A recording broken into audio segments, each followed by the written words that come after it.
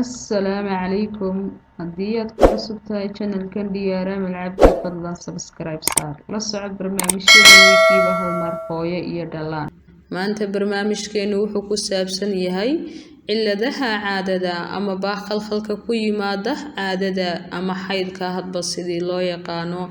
Haddaba waa maxay cilladaha caadada? Dhibaatooyinka caadadu waa dhibaatooyin la xiriira wareegga caadada ee haweeneyda. Waxay ka mid yihiin sababaha ugu badan ee haweenku u booqdaan dhakhaatiirta haweenka. Haddaba cilladaha caadada iyo astaamahoodu waxay carqaladayn karaan nolol maalmeedka haweeneyda ama nolosha haweeneyda. Waxay sidoo kale saameyn ku yeelan karaan awoodda uur ay ku qaadi lahayd, oo haddii caadadu ay khalkhasho inaanay haweeneydu uur qaadi karin.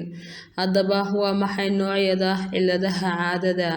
Waxaa ka mid ah dhiigbax ku dhaca makaanka oo aan caadi ahayn, dhiigbaxa caadada siyaado ah, amaba dhiigii oo aan imanayninba bil ilaa 2 bilood ilaa 3 bilood, ama marmar dhifa intuu yimaado haddana ay waayeyso caadadii.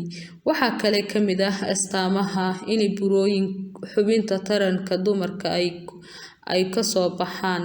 Cudurka waxaa isaguna jira menstruation syndrome, waa dhibaato jireed iyo shucuureed oo caadada ka hor la dirista haweeneyda 7 cisho ka hor. Isaguna dysphoric menstruation isaguna wuxuu xanuun daran oo jireed iyo shucuureed oo la dirsa 7 cisho ka hor haweeneyda. Haddaba maxaa sababi kara noocyada cilladaha caadada? Cilladaha caadada waxaa sababi kara arrimo kala duwan oo ay ka mid yihiin makaanka oo ay ka soo baxaan burooyin, amaba isku dheelitir la'aan ku timaado hormoonada jirka, ama xanuunada dharka lagu kala qaado, ama kansar ku dhaca qaybta xubinka taranka, ama cudurrada galmada lagu kala qaado ee loo yaqaano STDs, oo macnaheedu tahay infekshinada kala duwan ee ku dhaca xubnaha taranka. Haddaba cudurka isaguna waxaa jira cudur ugxan-sidaha ku dhaca oo loo yaqaano polycystic ovary syndrome. Wuxuu ku dhacaa waa burooyin ka soo baxa ugxan-sidaha, amaba waxay noqon kartaa dhinaca hiddaha.